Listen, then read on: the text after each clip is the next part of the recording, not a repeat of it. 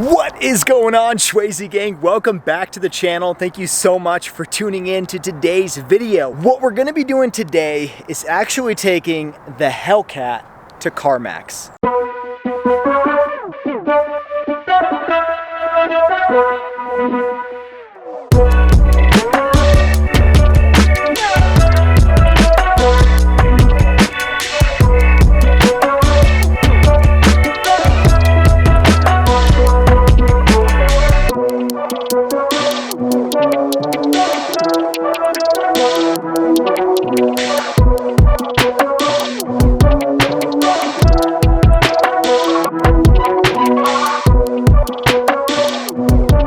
Now, before we get started, I have to be upfront with you guys. I have absolutely no plans to sell the Hellcat anytime soon. I absolutely love this car. It's everything I ever wanted. It is my dream car. So no, don't get too afraid. This car is not leaving the channel. It is staying exactly where it's at. But the reason I'm taking it to Carmax in today's video is I'm very curious to figure out the value of this car. And the reason I say that is because there are a lot of different forces going on right now in the market that are affecting not only new cars, but even more specifically, probably used cars. I actually talked about this topic, I want to say about 7 or 8 months ago in a video in the fall of 2020, where I talked about why now, or back then, was the perfect time to sell your Dodge Challenger or Charger. They were just going at really high premiums. And a lot of the stuff that I discussed in that video actually still stays true today, if not even worse than it was 6 or 7 months ago. If you guys don't know what's been going on in the market, or you haven't followed the news, I'm just gonna sum up what's been happening over the last year and a half since the pandemic started. And if you guys want more details on what forces are going on and affecting everything, I'm gonna put up a link on the screen right now, a card somewhere up here or here that you guys can check out after you're done with this video, obviously, where it talks about what's affecting used car prices. But essentially what has happened is you have a lot of individuals who have saved up a lot of money over this last year and a half, you know, for various reasons. For one, you have people who work remote, and so they didn't have to pay for gas, they didn't have to pay for eating out or anything like that, so they've saved up a lot of money since they still got to keep their jobs. And you also have a lot of stimulus money going out to these individuals. At the same time, now that we're kind of reopening the economy back up, you have a lot of people getting their jobs back, and so employment figures are going up. And with that, you have people who are now going to start commuting back to work, and so maybe the car that they put off upgrading last year, they're going to want to spend a little bit money and get something maybe more fuel efficient, more comfortable, bigger, whatever have you. And so what all of this means is you pretty much have a lot of people with really high savings right now. As a matter of fact, savings rates right now are some of the highest on record in history. You know, as a percentage of income, savings are just really high. And so ultimately that means that people have quite a bit of money and are willing to spend it on new used cars, homes. I'm not even going to jump into the price of homes and lumber if you guys aren't aware, but they're pretty much skyrocketing over the last few months. But anyways, this is a car channel. I'm not going to dive into that. But that means that there's quite a bit of demand. And the forces of economics come to play. Now, when we're talking about supply, that's probably the biggest thing I would say affecting prices right now, because demand may or may not be similar to what it was prior to the pandemic. So you would think if supply caught up, prices would stay the same. And that's where it gets kind of complicated. The supply of new vehicles is some of the lowest that you'd find in the last at least 10 years. And part of that has to do with the fact that obviously the pandemic shut down a lot of manufacturing. And even though a lot of those factories have since reopened, there was this backlog of this demand that these manufacturing companies just haven't caught up yet. And so you still have impacts of the pandemic affecting these manufacturers. But another point that's really adversely affecting specifically the car manufacturers is the chip shortage. And I'm not talking potato chips, I'm talking microchips. In the news, recently they've been talking about this microchip shortage that's really affecting automobiles. And they focus specifically on Ford and the F-150, which has been really hard hit by this chip shortage. They're projecting kind of a loss in the next quarter because of this big problem that they're facing, because they just can't deliver F-150s without out these microchips. Luckily, the Ford Bronco is actually safe from that. I actually read a report on the Bronco Nation where they were stating that Ford kind of built up enough supply of chips for the Bronco, so that one is not going to be affected. But the F-150 is, and the Bronco is actually affected by the pandemic shortages because they cannot find enough suppliers or manufacturers for their hardtop roof, and so people who ordered a hardtop have to wait until 2022 because there's just not enough supply of these products. So if you guys are familiar with economics, you have pretty good demand since people have quite a bit of money, and you have pretty low supply, prices are gonna start going up. And you're actually seeing this on dealership lots. You know, specifically, I'm gonna focus on the Challengers, Chargers, and kind of all Mopar products. But you know, if you're looking to go and buy a new Challenger Hellcat or Charger Hellcat, especially if you're looking for a Charger Red Eye, you're probably looking at a pretty decent markup. The same goes for the TRX. It's very hard to find a Red Eye Charger or a TRX at MSRP. I don't think there's any dealership in the entire nation that's offering those at MSRP right now. And when it comes to new Hellcat Challengers, you know, there's just not that much inventory out there. I had a hard time back in October when I was searching for this car. It took me a couple months to find it, but it's only gotten worse since then. And so if you're looking to buy a new Hellcat Challenger and you go to a dealership, the chances are you're not going to find the exact trim and spec that you want like you could prior to the pandemic. I got really fortunate, but most likely you're gonna have to custom order a Hellcat if you're really wanting one in a specific trim and spec, or you're just gonna have to settle. Sometimes when you find the right one that you really like and it's the exact trim and spec that you want, you might have to pay a markup for it. I am actually on a lot of these, you know, Challenger forums or Hellcat forums and Facebook pages, and from what I've seen from people that are looking at a Red Eye, they're gonna be paying a premium, same with the TRX.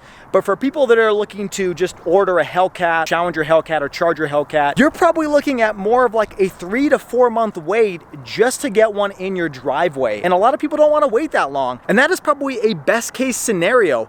Considering there's all these chip shortages and supply shortages, you may be facing closer to 5-6 months just to get that car in your driveway. And what that means is people who don't want to wait, they don't want to pay a markup, they're going to start looking towards the used car market because there's just generally more used cars out there than new cars. But when you're having a lot of demand go towards the used car segment, that means the prices are going to go up for used cars. And I witnessed this a year ago. I talked about this in my video, but when I took my 2017 Scat Pack to Carmax, they offered me $30,000, which to me was actually a really good price considering all of the things I mentioned in that video. But what's even crazier than that is I sold the car privately, granted, 6 months later, so it was an older car technically. It had more miles at that point, but I sold it for almost 17% higher than what Carmax quoted me 6 months earlier. And that's what's just so crazy about this market, and I think it's only gotten worse. And so that's why I'm genuinely curious to figure out what they're gonna quote me for this car, because I wanna see where the market is headed. And that way you guys have that information when you're going into a dealership knowing, are they really ripping me off, or is that just kind of where prices are headed right now? Now, before we head down there and determine what the value of this car is to a dealership, I wanted to quickly give you guys a guess on what I think it's gonna be, and we'll see whether I'm right or wrong. Now, just for background, if you guys aren't familiar, the MSRP of this car, I pulled up the window sticker,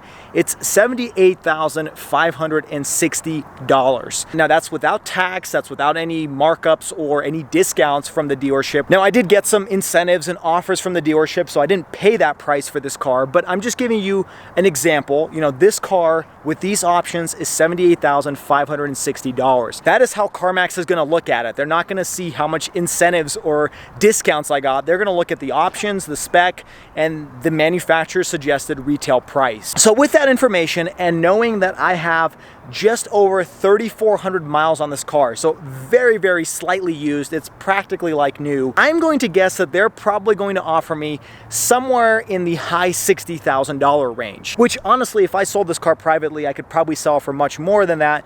But knowing that they are a dealership and knowing that I don't believe Carmax actually sells any Hellcats, at least that's what they told me when I took my Scat Pack in June of last year. They said they don't sell Hellcats because of warranty issues, and so they just end up selling them at auction for a much lower price than what they would offer if they were to sell it on Carmax lots. But knowing all this information, I'm going to assume high $60,000 range.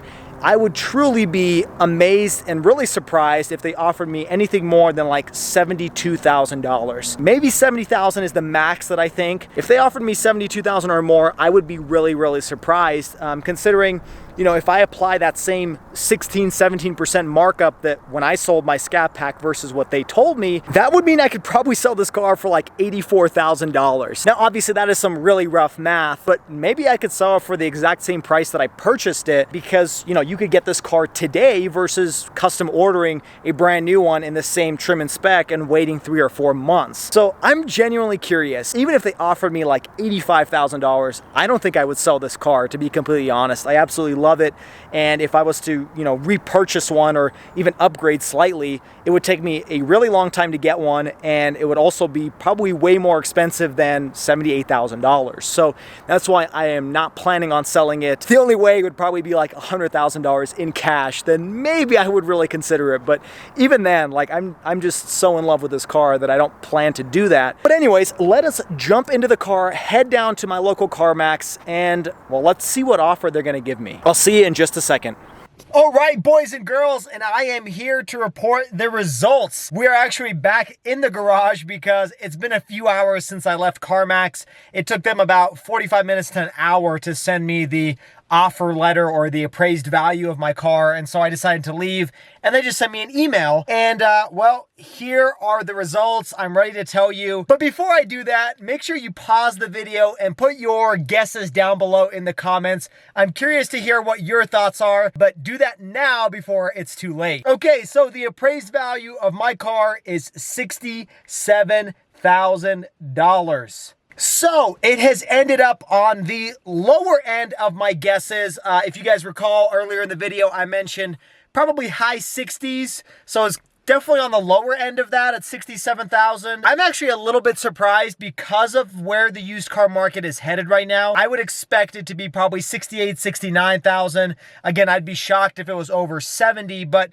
67 seems to me a little bit on the low end. But obviously, you know, they're a business. They got to make money. They're going to sell cars at a profit. And if they were giving me 70 grand, they wouldn't be able to sell it for much more than that. Another thing to keep in mind is I confirmed with CarMax, they do not sell Hellcats on their lot. They actually sell those at auction because of warranty reasons. You know, since they warranty their cars, they just don't want to do that to a supercharged Hellcat. That's why they don't sell them. And for that reason, they offer you a lower price, since the auction is more of a wholesale market than a retail market. Now, applying the same math that I did with my Scat Pack, where I sold it for about 17% higher than what CarMax offered me 6 months earlier, I could technically sell this car for like $78,000, which is essentially the exact same amount that I purchased it. Do I think that's realistic? Probably not. But if I was to sell this car privately, it would probably go for the low 70s. But again, I have no plans whatsoever to sell this car. I'm in love with it. It's staying here on the channel, so don't you worry about that. But I thought today's video would still be interesting for you all because it gives you kind of a point of reference